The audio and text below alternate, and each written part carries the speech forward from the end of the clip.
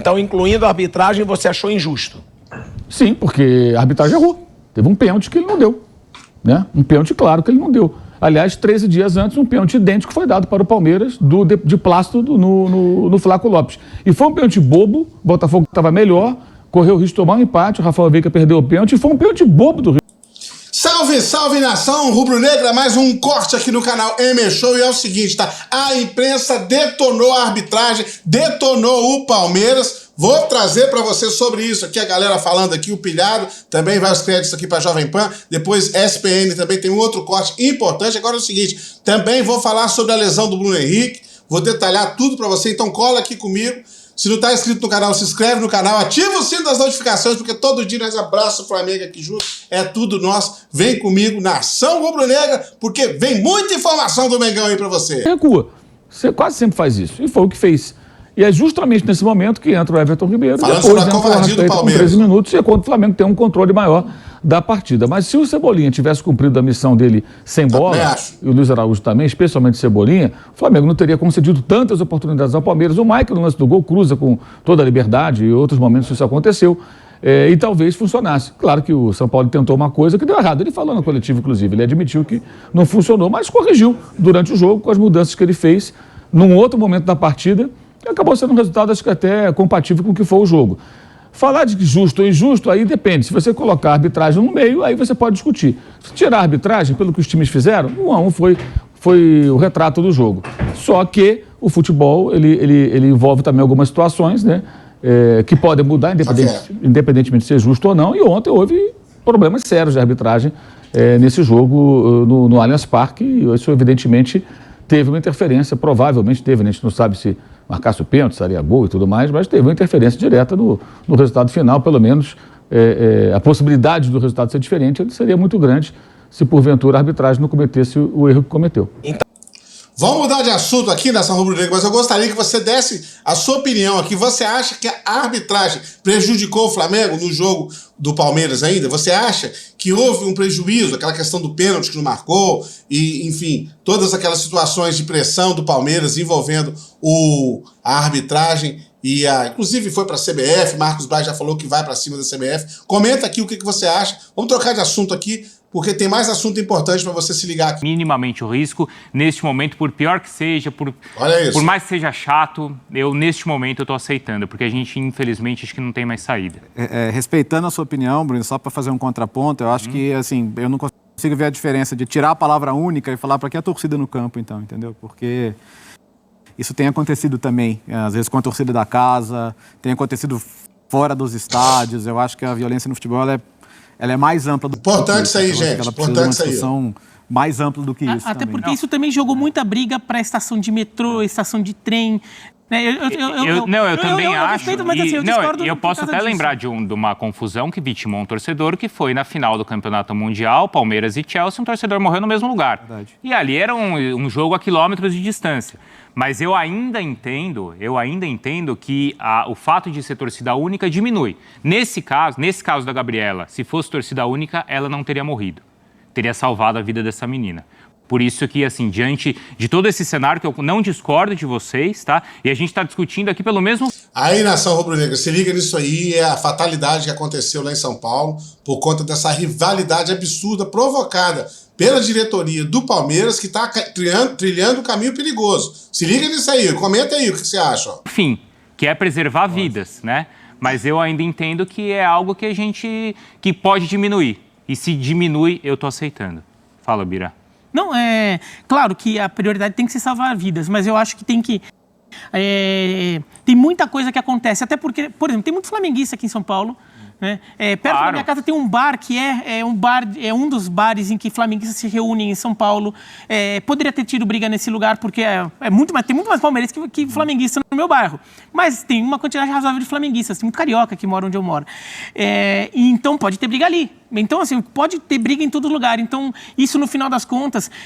tem que, na verdade, acabar com todo esse acirramento, com toda essa lógica de que brigar é uma coisa válida, claro. de que brigar é uma coisa que faz parte de você mostrar para quem você torce, de defender território. E acima de tudo, né, e aí passando para o Pedro também, Bem, para falar sobre o Flamengo, como eu fiz a comparação com a pandemia, a gente usou uma máscara, né, para tentar diminuir o risco, enquanto uma solução era encontrada. E, felizmente, foi encontrada a vacina, né? Então, que a vacina para isso tudo seja também encontrada, e acho que são os pontos que vocês estão levantando aqui e que o Pedro também levantou. Pedro, sobre o time do Flamengo, a gente viu uma equipe também ali no primeiro tempo muito diferente, no segundo tempo reajustada, então o Flamengo sai com um empate, talvez com algumas respostas também para o Sampaoli. Algumas respostas, né, Bruno? Principalmente ali que não deu certo o que ele fez no primeiro tempo, ele mesmo admitiu na coletiva pós-jogo que teve uma ideia e ela não foi bem sucedida, principalmente com os pontas ali, né, o Cebolinha e também o Luiz Araújo. Não deu certo, colocou os meias na segunda etapa, o time cresceu de produção e aí conseguiu esse empate. Foi um segundo tempo muito, muito melhor do Flamengo em relação ao primeiro. Agora, para a partida contra o Atlético Paranaense, uma notícia nada boa para o Sampaoli. Ele perde o Bruno Henrique por conta daquele lance contra o Luan, enfim, dividindo com o Luan naquela partida. Ele caiu ali, o Luan caiu de mau jeito sobre ele. Então, inicialmente, ainda lá no Allianz Parque, ele saiu caminhando, continua até na partida. Acreditava-se que seria um susto, não teria nenhum tipo de problema mais grave para o Bruno Henrique, mas ele faria exames. E ele fez esses exames. Hoje o Flamengo divulgou que ele teve um estiramento ligamentar após entorse no joelho e tornozelo esquerdos. O prazo de recuperação a gente ainda não sabe, tentei descobrir, ainda não consegui ainda. Então o Bruno Henrique fica de molho fora dessa partida de quarta-feira contra o Atlético Paranaense. Em compensação, Léo Pereira e Gabigol, fora das últimas duas partidas, eles treinaram hoje pela manhã aqui no Ninho do Urubu e vão com certeza para Curitiba lá reforçar essa equipe do técnico Jorge Sampaoli. Uma pena, porque o Bruno Henrique vinha muito bem. Vamos ver quanto tempo ele vai ficar fora agora.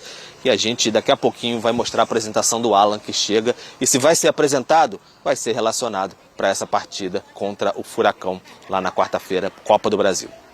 Valeu, Pedro. Boa sequência aí de trabalho, então. Logo mais você volta aqui dentro da nossa programação com a apresentação do reforço rubro-negro. E pena, né? Para o Bruno Henrique, né, Léo? Sim, e tratamento com fisioterapia, né? Então, felizmente, não é questão cirúrgica, mas é sempre uma preocupação, né? E a gente estava falando semana passada, né, depois do jogo da Copa do Brasil, nossa, que reforço, entre aspas, né?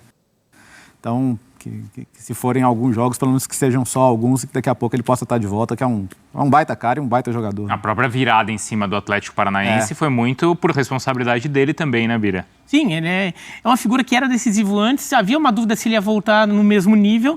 Claro que o nível em si ainda não tinha voltado, mas ele voltou com aquele poder de decisão e isso faz muita diferença. Faz muita diferença.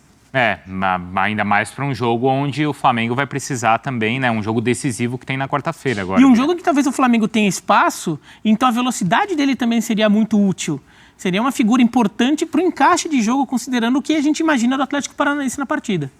Saber a questão do Gabigol também, né? Para essa partida de volta e como o Flamengo vai estar para esse jogo, se o São Paulo vai fazer tantas mudanças de novo. Eu imagino que nem tanto, né? Contra o Palmeiras ele fez muitas, não deu tão certo. Teve que voltar um pouco atrás no segundo tempo e o time melhorou. Eu imagino que ele tenha até mudado muito contra o Palmeiras pensando no jogo contra o Atlético. Então acho que no jogo contra o Atlético acho que vai ser um time um pouquinho mais convencional, dentro do padrão do São Paulo de ser convencional, que já é sempre mudando um pouquinho. Porque o torcedor cobra a regularidade do time, né, Léo? E a gente sabe que é característica dele mudar muito na equipe. Eu não sei o quanto ele contribui para a equipe não ter regularidade se ele mexe tanto no time. Ele muda muito em função do adversário. Agora, isso faz parte do pacote, né?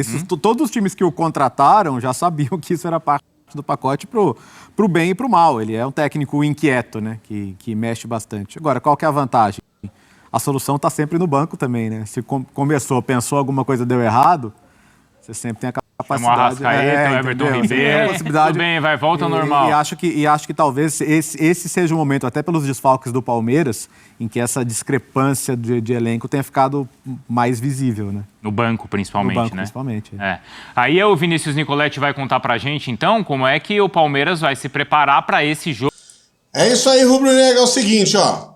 Jogo de quarta-feira, sem Bruno Henrique, você viu aí, é torcer para que ele se recupere o quanto antes. Infelizmente, tá lesionado. vai ser desfalque. Em compensação, tem Léo Pereira e também tem Gabigol de volta. Tamo junto, até o próximo vídeo. Beijo no seu coração rubro-negro. Eu fui, nação!